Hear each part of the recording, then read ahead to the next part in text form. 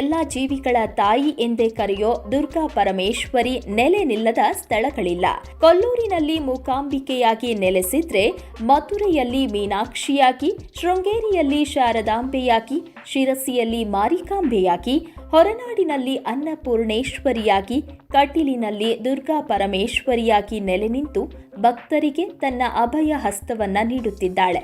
ಬನ್ನಿ, ಇವತ್ತಿನ ಸಂಚಿಕೆಯಲ್ಲಿ ಕುಂಭಾಸಿಯಲ್ಲಿ ನೆಲೆಸಿರುವ ದುರ್ಗಾ ಪರಮೇಶ್ವರಿಯನ್ನ ದರ್ಶನ ಮಾಡಿ ಇವತ್ತಿನ ಶುಭ ದಿನವನ್ನ ಪ್ರಾರಂಭ ಮಾಡೋಣ.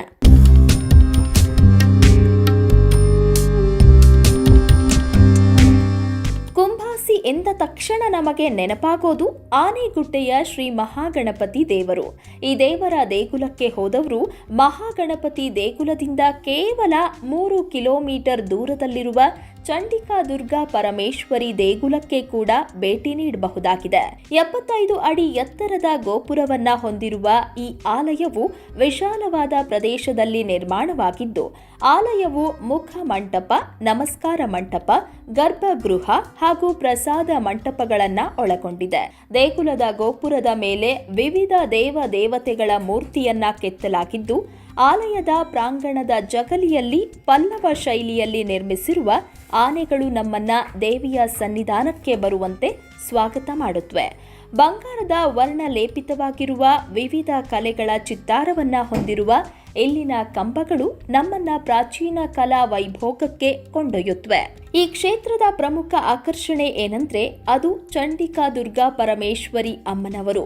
ಗರ್ಭಗೃಹದಲ್ಲಿ ಈ ತಾಯಿಯು ಚತುರ್ಭುಜಧಾರಿಣಿಯಾಗಿದ್ದು, ದೇವಿಯು ಬಲಗೈಯಲ್ಲಿ ತ್ರಿಶೂಲ, ಎಡಗೈಯಲ್ಲಿ ಚಕ್ರವನ್ನ, ಇನ್ನೊಂದು ಕೈಯಲ್ಲಿ ಅಭಯ ಹಸ್ತ ಹಾಗೂ ಮತ್ತೊಂದು ಕೈಯಲ್ಲಿ ವರದ ಹಸ್ತವನ್ನ ಹಿಡಿದು ಕರುಣಾಪೂರಿತ ಕಣ್ಣುಗಳಿಂದ ಭಕ್ತರಿಗೆ ದರ್ಶನವನ್ನ ನೀಡುತ್ತಿದ್ದಾಳೆ.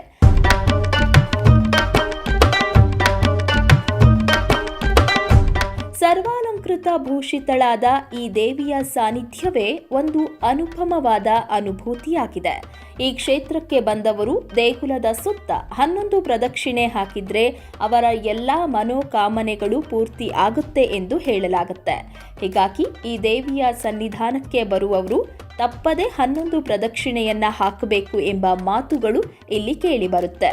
ಇನ್ನು ಅಗಾಧ ದೇವಿ ಭಕ್ತರಾದ ದೇವರಾಯರ ಕನಸಿನಲ್ಲಿ ಒಮ್ಮೆ ತಾಯಿ ದುರ್ಗಾ ಪರಮೇಶ್ವರಿ ಕಾಣಿಸಿಕೊಂಡು, ಭಕ್ತ, ನನಗೆ ಒಂದು ಆಲಯವನ್ನ ನಿರ್ಮಾಣ ಮಾಡು ಎಂದು ಹೇಳಿದಳಂತೆ. ಹೀಗಾಗಿ ದೇವರಾಯರು ಮಹಾಕಾಳಿ, ಮಹಾಲಕ್ಷ್ಮಿ ಮತ್ತು ಮಹಾ ಸರಸ್ವತಿಯ ಅಂಶವನ್ನ ಹೊಂದಿರುವ ಚಂಡಿಕಾ ದುರ್ಗಾ ಪರಮೇಶ್ವರಿ ಅಮ್ಮನವರಿಗೋಸ್ಕರ ಈ ಸುಂದರವಾದ ಆಲಯವನ್ನ ನಿರ್ಮಾಣ ಮಾಡಿದ್ರು ಎಂದು ಇಲ್ಲಿನ ಸ್ಥಳ ಐತಿಹ್ಯದಲ್ಲಿ ಉಲ್ಲೇಖಿಸಲಾಗಿದೆ. ಈ ದೇಗುಲದಲ್ಲಿ ಮೂಲ ನಕ್ಷತ್ರದಂದು ಚಂಡಿಕಾ ಹೋಮವನ್ನ ನೆರವೇರಿಸಲಾಗುತ್ತೆ. ಈ ಸಮಯದಲ್ಲಿ ಸರ್ವಾಭರಣ ಭೂಷಿತೆಯಾದ ದೇವಿಯನ್ನ ನೋಡೋದೇ ಪೂರ್ವ ಜನ್ಮದ ಸುಕೃತ ಎಂದೇ ಹೇಳಬಹುದು. ಭಕ್ತರು ಬೇಡಿದ ವರಗಳನ್ನ ಶೀಘ್ರವಾಗಿ ಕರುಣಿಸುವ ಈ ದೇವಿಯನ್ನ ಬೆಳಗ್ಗೆ 6 ಗಂಟೆಯಿಂದ ರಾತ್ರಿ 8 ಗಂಟೆವರೆಗೆ ದರ್ಶನ ಮಾಡಬಹುದಾಗಿದ್ದು, ದೇವಿಗೆ ಪ್ರತಿದಿನ ಮಧ್ಯಾಹ್ನ 12 ಗಂಟೆಗೆ ಹಾಗೂ ರಾತ್ರಿ 8 ಗಂಟೆಗೆ ವಿಶೇಷ ಮಂಗಳಾರತಿಯನ್ನ ಮಾಡಲಾಗುತ್ತೆ.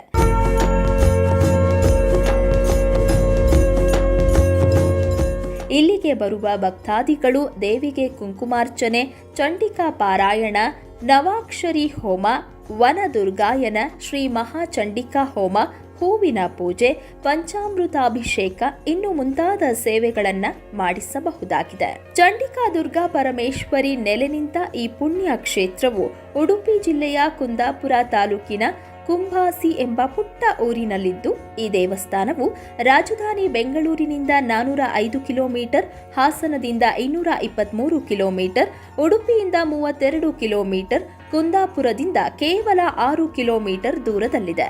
ಕುಂದಾಪುರಕ್ಕೆ ರಾಜ್ಯದ ಹಲವಾರು ಭಾಗಗಳಿಂದ ಕರ್ನಾಟಕ ಸಾರಿಗೆ ಸೌಲಭ್ಯವಿದ್ದು, ಕುಂದಾಪುರವು ಉತ್ತಮವಾದ ರೈಲ್ವೆ ಸಂಪರ್ಕವನ್ನ ಕೂಡ ಹೊಂದಿದೆ. ಕುಂದಾಪುರದಿಂದ ಆಟೋ ಮಾಡಿಸಿಕೊಂಡು ಸುಲಭವಾಗಿ ಈ ದೇಗುಲಕ್ಕೆ ಭೇಟಿ ನೀಡಬಹುದಾಗಿದೆ.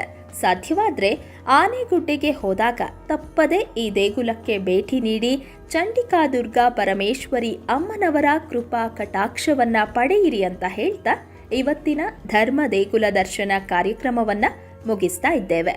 ವೀಕ್ಷಕರ ಗಮನಕ್ಕೆ. ನಿಮ್ಮ ಅನಿಸಿಕೆ ಅಥವಾ ಅಭಿಪ್ರಾಯಗಳನ್ನು ಕಾಮೆಂಟ್ ಮುಖಾಂತರ ವ್ಯಕ್ತಪಡಿಸಬಹುದು. ಹಾಗೂ ನಿಮ್ಮ ಸುತ್ತಮುತ್ತ ಇದೇ ತರಹದ ಅದ್ಭುತ ದೇವಾಲಯಗಳಿದ್ದರೆ ಅದರ ಸಂಪೂರ್ಣ ಮಾಹಿತಿಗಳನ್ನು ನಮಗೆ ಇಮೇಲ್ ಮುಖಾಂತರ ತಿಳಿಸಬಹುದು. ನಮ್ಮ ಇಮೇಲ್ ಐಡಿ inspirecannadachannel@gmail.com. ಮುಂದಿನ ಸಂಚಿಕೆಯಲ್ಲಿ ಮತ್ತೊಂದು ವಿಶೇಷವಾದ ದೇಗುಲದ ಮಾಹಿತಿಯೊಂದಿಗೆ ನಿಮ್ಮ ಮುಂದೆ ಬರ್ತೀವಿ.